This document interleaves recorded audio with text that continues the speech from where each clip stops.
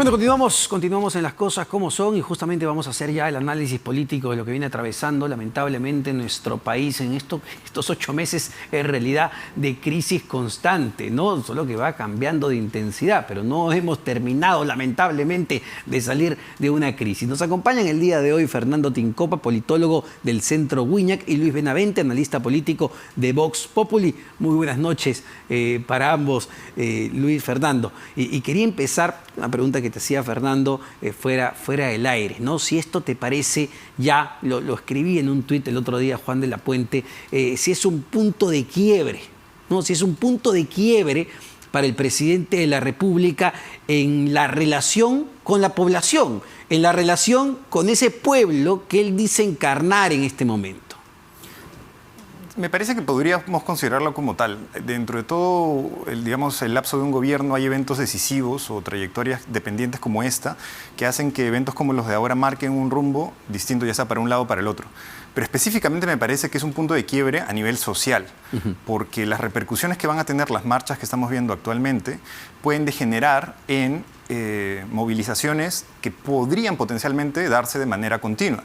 Es decir, el gobierno está generando incentivos suficientes para ver la movilización como una manera de obtención de beneficios. Los grupos movilizados ahora pueden luego extender su cantidad de demandas, pueden ampliar su agenda de solicitud al gobierno, y frente a un gobierno en crisis y en ciernes, pues digamos que la tendencia a ceder frente a esas demandas van a ser bastante recurrentes.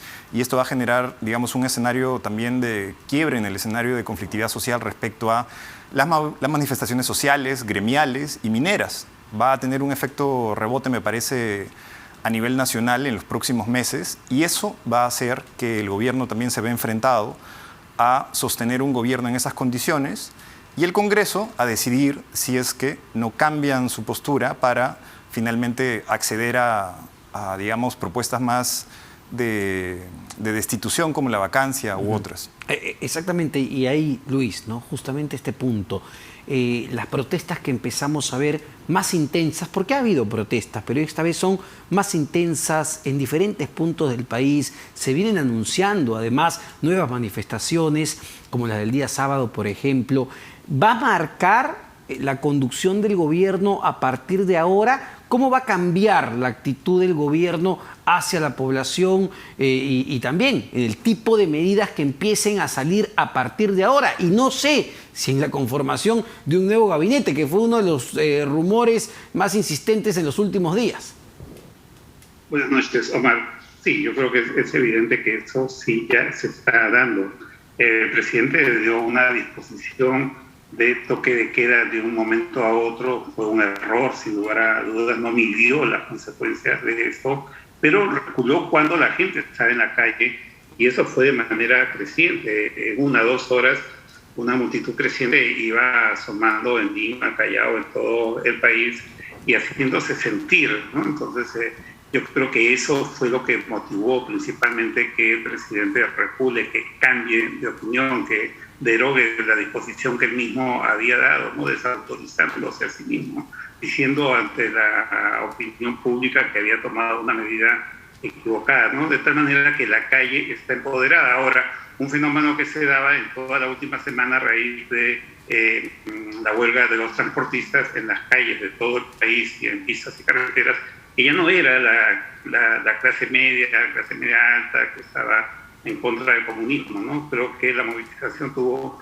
de ese fin de semana y de la semana pasada en todo el país ha tenido una extracción popular fundamentalmente, ¿no? De tal manera que ese pueblo al cual tanto se ha referido el presidente Castillo, pues está claramente dándole la vuelta y haciéndole tomar decisiones, ¿no? Yo creo que el pueblo, hablando el lenguaje de Castillo, hoy está muy empoderado y está sintiendo ese poder, y se está sintiendo partícipe, se está sintiendo un actor político, ¿no? Sabe que su voz importa y por eso está en las calles, y esto va a continuar, no tengo la menor duda.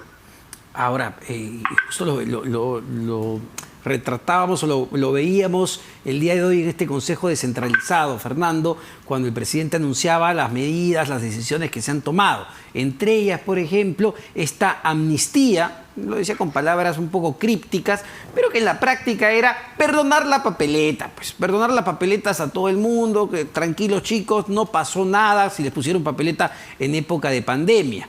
Entonces uno dice, bueno, ¿hasta dónde va a estar el gobierno dispuesto a ceder? Porque tú lo decías y lo comentábamos, ¿no? Llegó la época de Navidad, quizá. Me parece que la crisis acentúa los incentivos que tiene el gobierno para extender mano de un populismo económico que haga hincapié en conceder este tipo de demandas bien pragmáticas y cortoplacistas que tiene la gente. Porque ahí sí yo creo que hay que diferenciar entre los grupos movilizados en provincia, en Lima, y quizás, por ejemplo, la idea de cómo comenzó la protesta se basa principalmente en demandas bien pragmáticas, que les eliminen las multas de la Sutran, que les bajen el precio de los combustibles. Luego, posteriormente, hay otras demandas de otros grupos de izquierda que se van sumando y van tratando de darle forma a esto, pero que son más de largo plazo.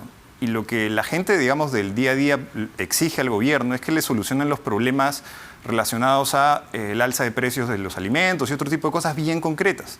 Lo que yo creo es que estamos frente a un escenario bien peligroso, porque si este tipo de demandas luego no son satisfechas, la escalada que va a generar en expectativas de la población, el hecho de saber que el gobierno es más o menos una piñata a la que se le puede golpear y obtener un beneficio en una situación tan crítica como esta y de vulnerabilidad absoluta, es que se agenden otro tipo de demandas muchísimo más, no solo populistas diría, sino radicales. Demandas sobre la Asamblea Constituyente, demandas sobre cambios al capítulo económico o cosas por el estilo. Bueno, y perdóname, Fernando, pero es lo que de alguna manera veíamos el día de hoy en las protestas que se desarrollaban en Ica.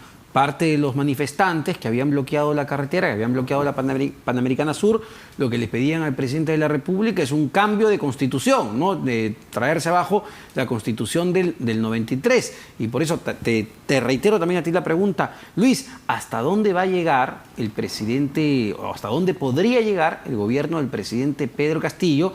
Y como dice Fernando, ¿no? Esto no se podría terminar convirtiendo en un círculo vicioso de protestas de nunca acabar. No, lo que pasa es que el presidente no tiene una clara visión de lo que es la política. Él es una persona que puede manejar una política sindical, de un gremio, hacer protestas, plantones, tirar piedras, y eso es lo que él conoce con el gremio magisterial, ¿no? De allí no pasa su capacidad de ver la política, de comprenderla, de entender la política. Lo vemos muy claramente, está en unas subastas, en una feria de ofrecimientos de beneficios populistas, ¿no? Ahí está también el tema del ingreso directo a las universidades, la eliminación del impuesto selectivo al consumo en algunos combustibles fósiles, el tema del FONAVI también auspiciado por el gobierno, etcétera, ¿no? Pues, pero todo eso no le está reportando el más mínimo beneficio al gobierno.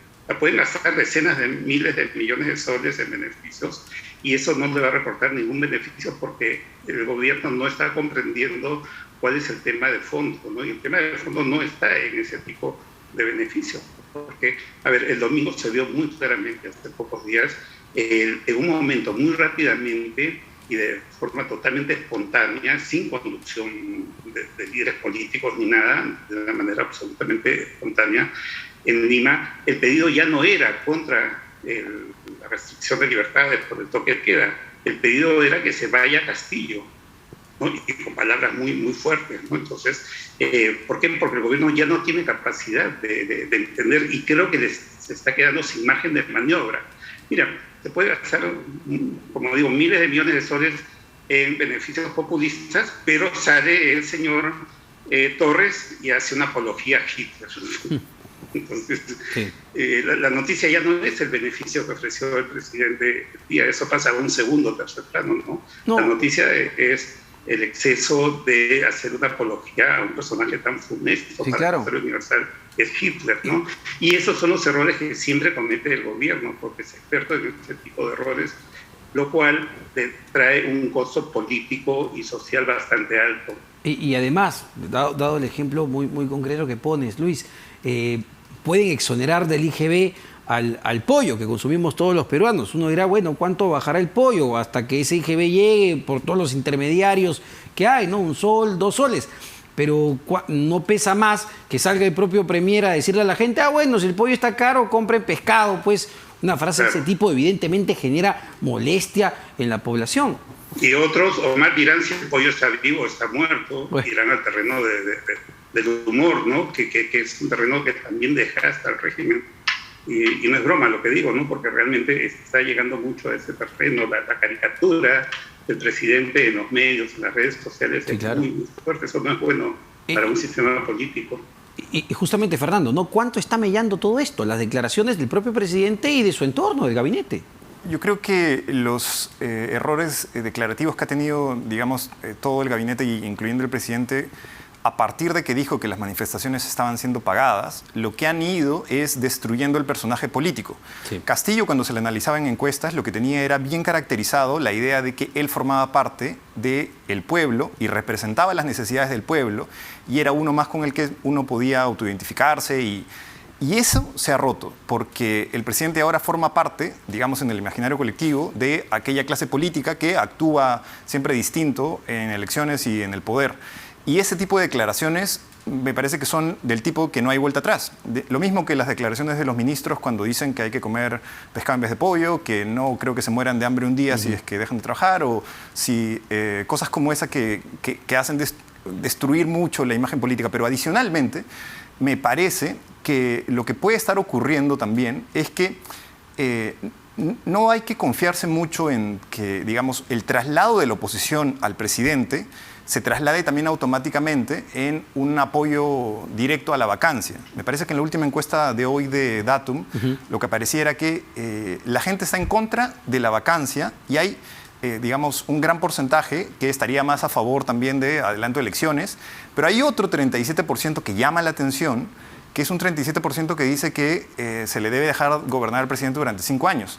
Y uno se pregunta, a pesar de todo esto, Castillo parece mantener todavía un núcleo duro que podría ser incrementado si es que el presidente comienza a emitir simbólicamente al menos políticas populistas como esta que le hagan acercarse a su público. Si mañana el presidente sale y dice que va a luchar por la Asamblea Constituyente o le va a echar la culpa al Congreso de que no hace el control de precios que ellos quieran o medidas como esa, al margen de que sea, digamos, efectiva la política, basta el símbolo para volver a generar capital social entre la población, y eso podría darle al menos un respiro temporal al gobierno. Y ese también es otro peligro al que nos enfrentamos. Ahora, tenemos que hacer una pausa, pero les dejo la pregunta sobre la mesa. Si la aprobación o la desaprobación, en todo caso, del presidente de la República continúa deteriorándose, ya es bastante alta en este momento, ¿ven ustedes a Pedro Castillo presentando su renuncia? Me contestan, por favor, después de los anunciantes.